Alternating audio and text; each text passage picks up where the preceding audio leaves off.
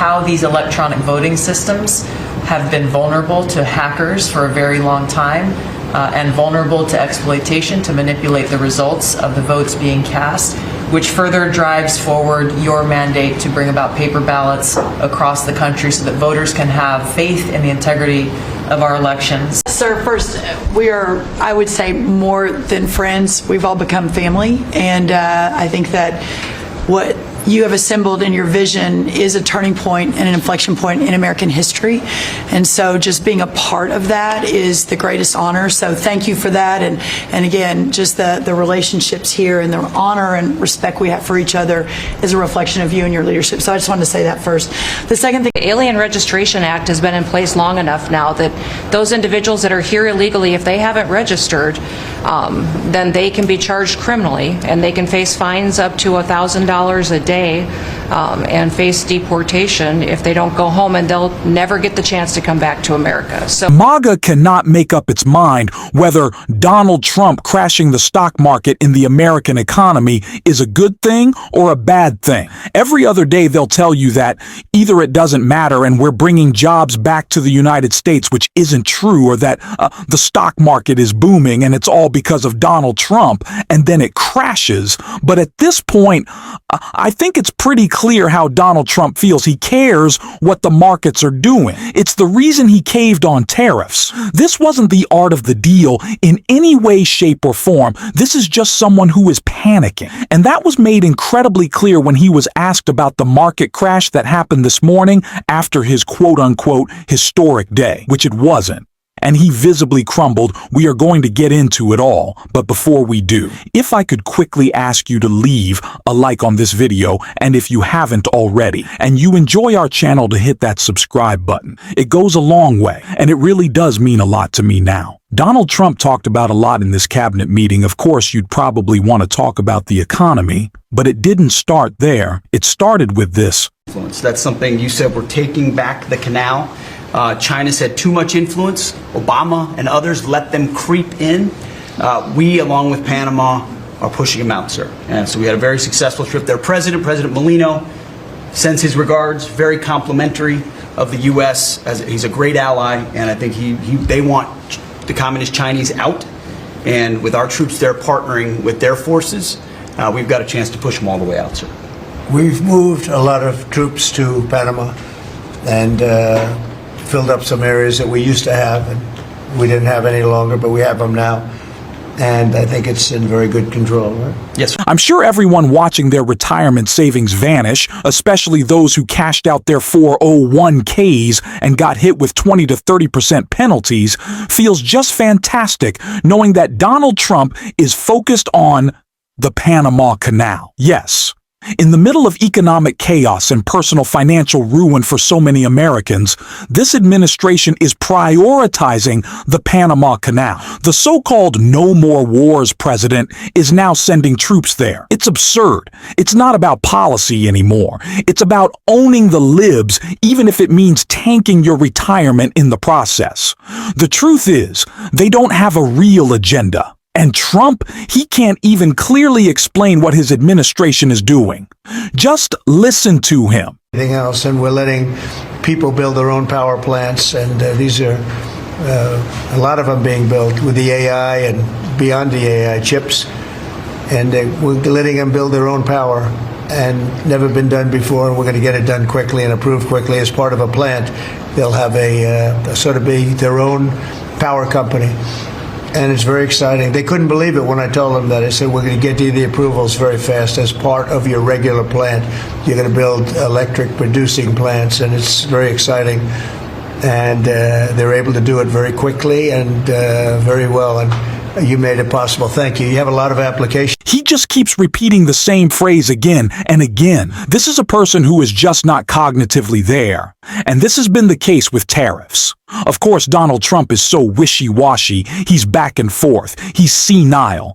He's just going off of a whim. And it's why, when he was asked about tariffs, as he was a couple of times, it was no surprise that he said this. President, if you aren't able to reach the deals that you want to see at the end of the 90 days, will you put those higher tariffs in place, or will you extend? Well, that's what would happen. I mean, if we can't make the deal that we want to make, or we have to make, or that's good for both parties. It's got to be good for both parties, and then we go back to where we were. You go back to the numbers that you announced last week. I think so. You wouldn't extend the pause? Yeah, we'll have to see what happens at that time.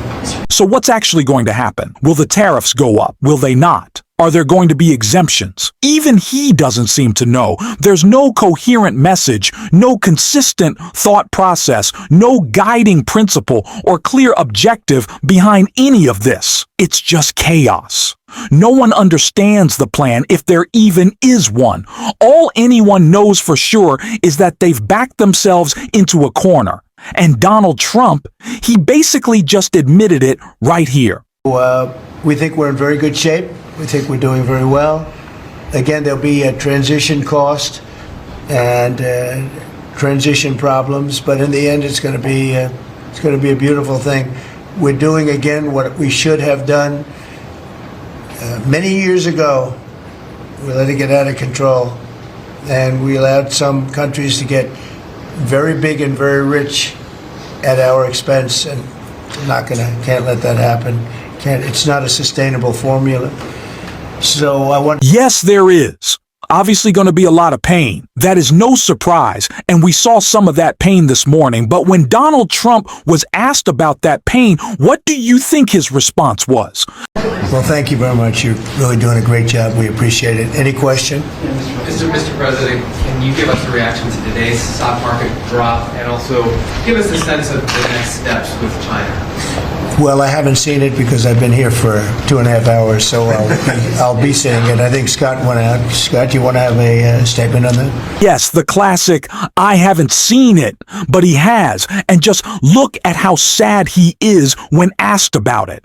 Honestly, if Donald Trump hasn't seen it, that's even more alarming. Why isn't the president paying attention to the markets? Then again, there's always the chance he did see it this morning and simply forgot, because his mind is so far gone that he can't handle bad news or take responsibility.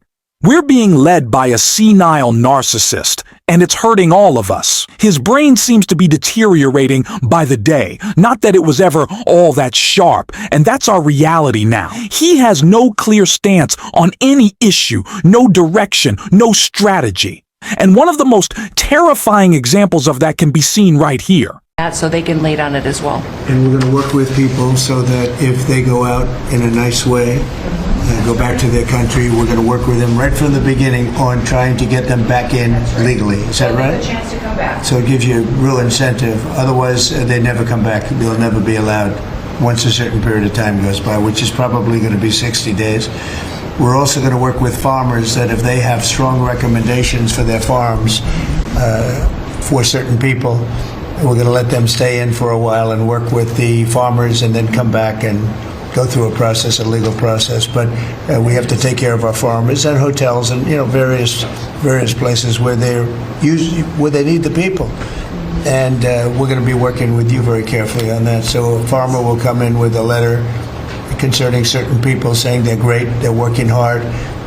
We're going to slow it down a little bit for them. And then we're going to ultimately bring them back. They'll go out. They're going to come back as legal workers. Okay.